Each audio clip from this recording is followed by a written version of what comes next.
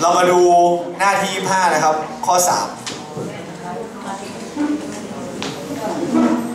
ข้อนี้เนี่ยเขากำหนดอันนี้เขาเรียกว่า f(x) นะครับน้องเป็นค่าฟังก์ชันนะครับเท่ากับ 2x บวก 1น้องครับในโจทย์ข้อ1เนี่ย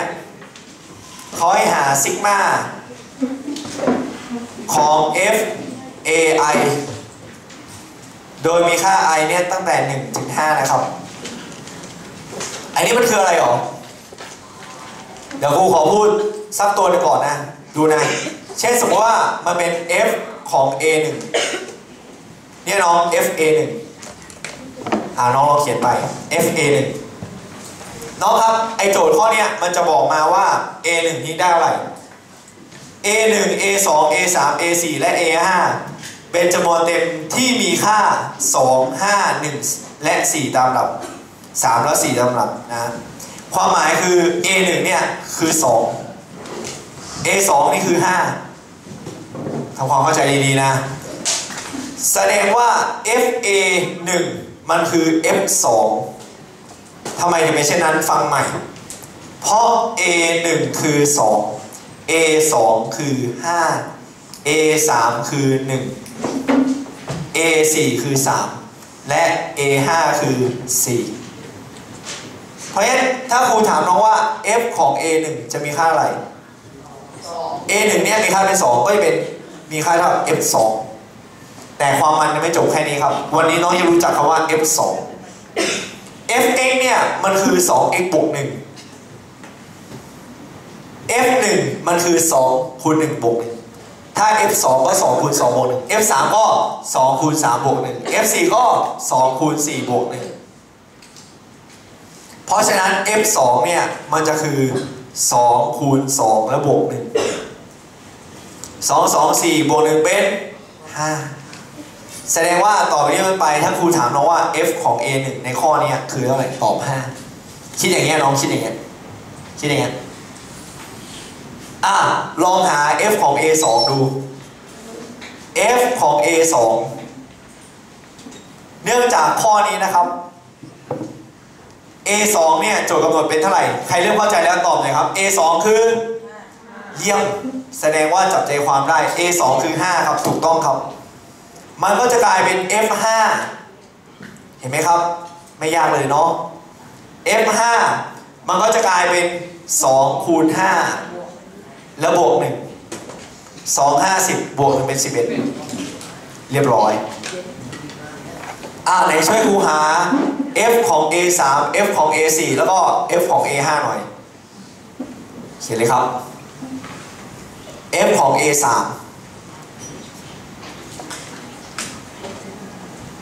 เนื่องจาก a3 ข้อนี้มีค่าอะไรน้องเท่าไหร่ครับ1เพราะฉะนั้น f ของ a3 จึงเท่ากับ f1 f1 คือการแทนค่า x เป็น1แล้วคิดเลขออกมามันจะกลายเป็น2คูณ1ได้2แล้วบวก1จะกลายเป็น3เรียบร้อยเหลืออีก2ตัวครับ fa4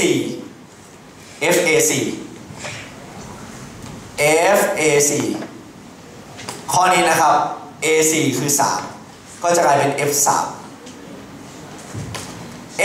คือการแทนค่าเป็น3แล้วคิดเลขออกมาครับ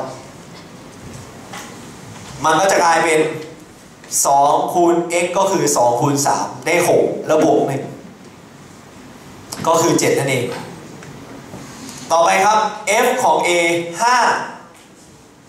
f ของ a5 ข้อนี้ a5 มันคือ4ก็จะกลายเป็น f4 เท่ากับ2คูณ4บวก1 2 4 8บวก1เป็น9ทำความเข้าใจโอเคเดี๋ยวคุณต้องลบทางซ้ายนิดนึงนะครับใกล้จบแล้วครับน้องๆครับซิกมา fai i ตั้งแต่1 ถึง 5เนี่ยมันจึงเอา f a1 นะครับบวก f a2 บวก f a3 บวก f a4 บวก f a5 แต่กี้ที่ครูลบไปแล้วเนี่ยน้องๆครับ f a1 หรือ F2 มีค่าเท่าไหร่ที่ลงไปเมื่อกี้5ดีมากแสดงว่าคิดตามอันนี้5 FA2 มีค่าเท่าไหร่11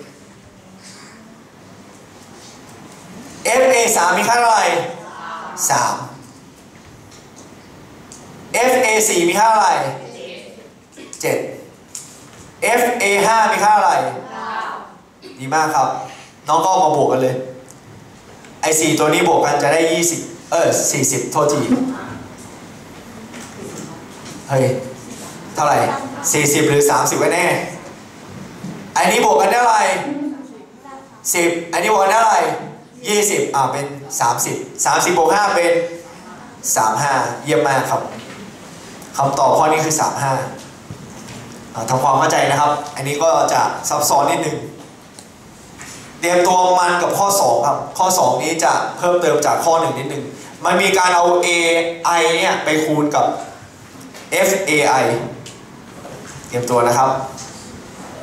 ใครไม่เข้าใจข้อ3ใหญ่ลองยกมือถามได้ทำความเข้าใจ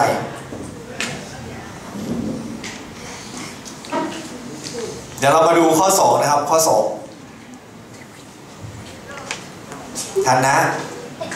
ข้อ2ย่อยข้อ2ย่อยซิกมา AI คูณ FAI น้องๆครับ I ตั้งแต่1 ถึง 5เหมือนเดิมโอเคเตรียมตัวเดี๋ยวครูจะเริ่มจาก I เป็น1ก่อนนะ I เป็น1ก่อนมันจะกลายเป็น A1 คูณกับ F ของ A1 แบบนี้แต่น้องๆครับ A1 โจทย์กำหนดเป็นอะไรครับใครบอกว่า1ผิด A1 คือใช่เยี่ยมมากคนที่คิดตามนี่ใจนั้นเหมือนคอนเซ็ปต์ที่ตะกี้ครูบอกไปไงว่าเรานั่งเงียบอย่างเดียวมันดีแต่มันไม่ให้ความรู้เข้าไปเราต้องพยายามคิดตามเนี่ยสำคัญมาก A1 เนี่ยมันคือ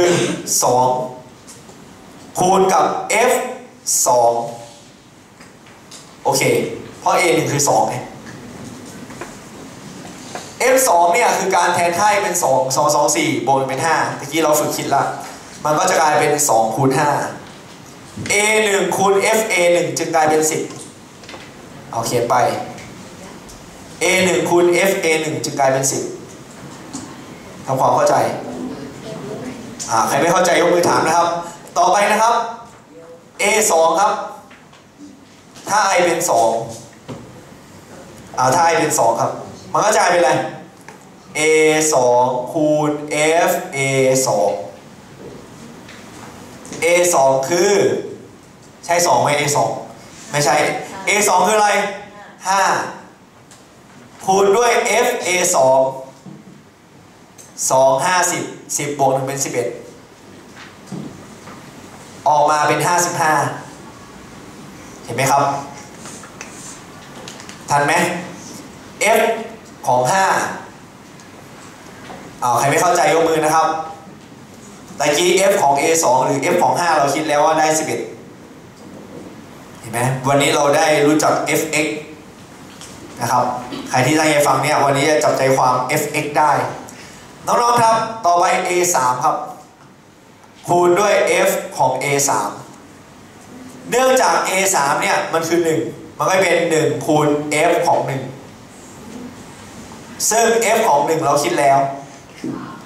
2 1 2บวก1เป็น3 1คูณ3ได้อะไรน้อง1คูณ3ได้ครับ3เรียบร้อยต่อไปครับถ้า I เป็น4ครับ A4 คูณอะไรครับ F ของ A4 เนื่องจาก A4 คืออะไร A4 คืออะไรครับเยี่ยม A4 คือ3คูณ F ของ3มันก็จะกลายเป็น3คูณด้วย F3 2 3 6 6บวก1เป็น7 3 7เท่าไหร่ครับ21ดีมากครับต่อไปนะครับ A5 คูณ FA5 A5 คูณด้วย f a5 ทำความเข้าใจ a5 คืออะไรครับน้อง a5 คือ4 a5 คือ4คูณกับ f4 f4 f4 ได้9 4 9เท่าไหร่36เท่านี้น้องก็ตอบได้เลยเอาแค่นี้ก่อน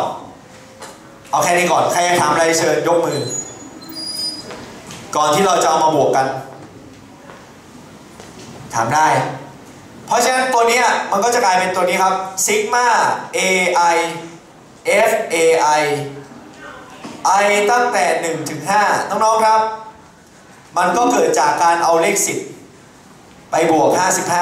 55ไปบวก3ไปบวก21ไปบวก36ตรงนี้กลายเป็น65ครับ65บวก3เป็น68 68บวก21เป็น89 89บวก36ครับเท่าไหร่125ครับนี่คือคำตอบจดไปนะครับเดี๋ยวต่อไปเนี่ยเราจะกลับกับเมื่อวานให้เขียนซิกมาในรูปการบวกวันนี้ให้เขียนการบวกในรูปซิกมาเตรียมตัวนะครับใครไม่เข้าใจตัวกระดานยกมือครับเตรียมตัวขอลบตรงนี้นะเรามาดูข้อ1ย่อย4ใหญ่1ย่อยพร้อม4ใหญ่1ย่อยเตรียมตัวนะครับ2คูณ1บวก2คูณ2บวก2คูณ3บวกไปเรื่อยๆถึง2คูณ12เอาเขียนในรูปซิกมานะครับไม่เป็นไรซิกมา2คูณ i 2คูณ i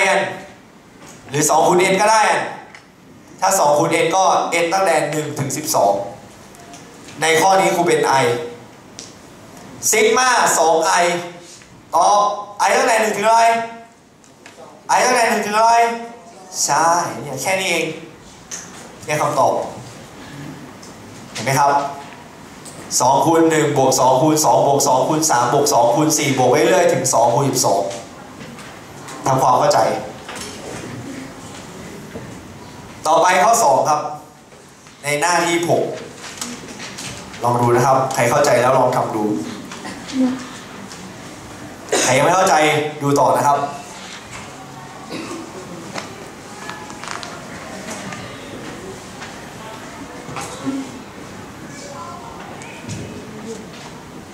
ลองคิดดู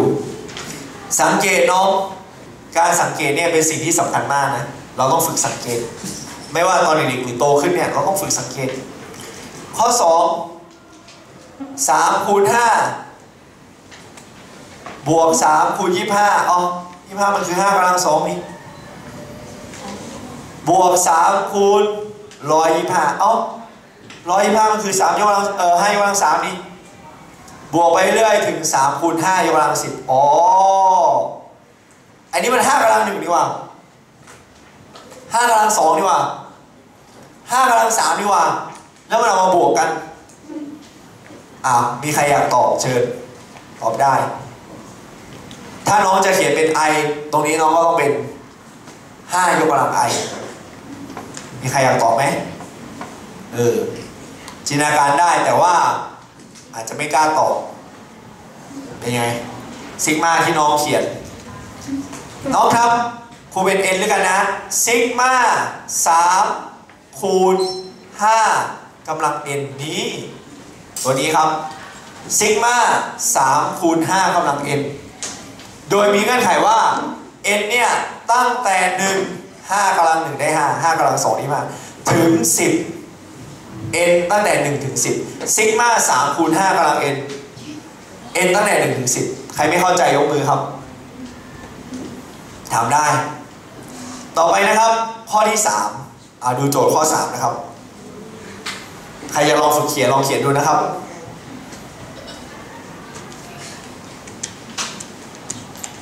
ข้อนี้ไม่ยากครับ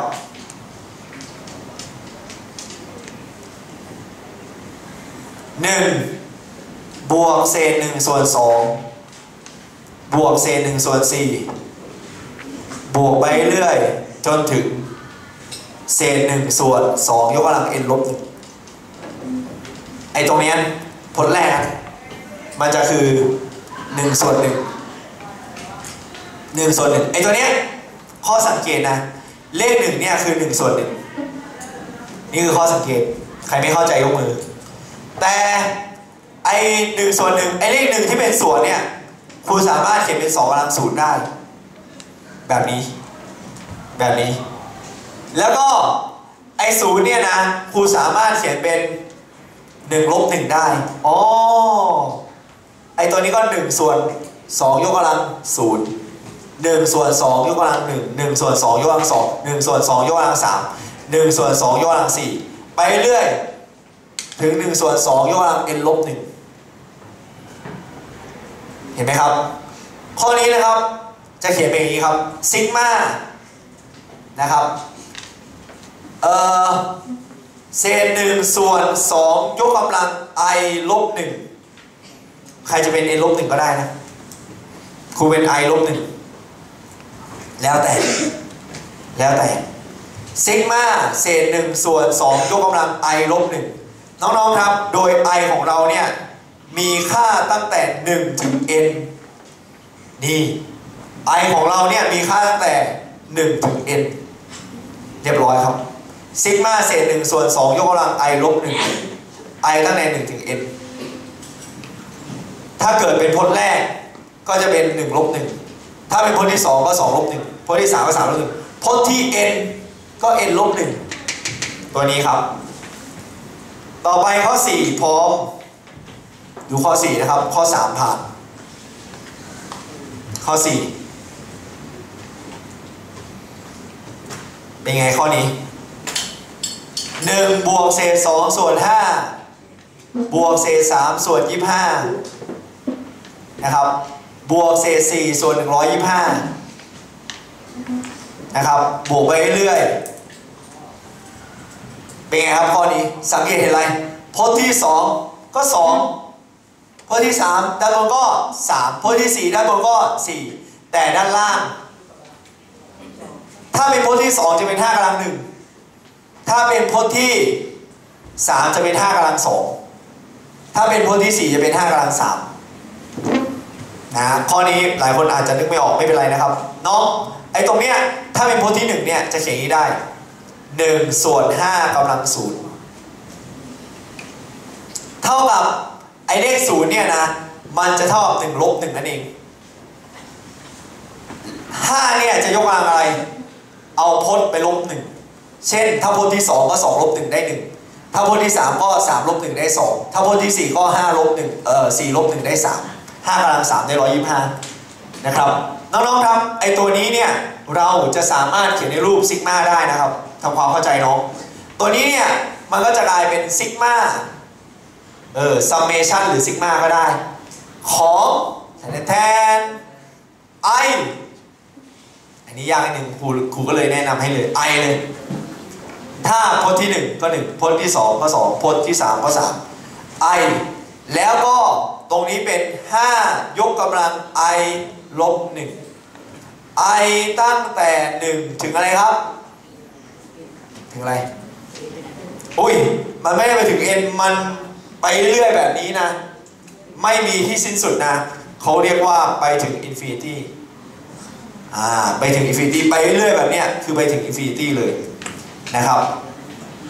โอเคเดี๋ยวอีก2ข้อค่อยต่อในคลิปหน้าเลยกันนะครับแล้วเจอกันใหม่ในคลิปหน้านะครับ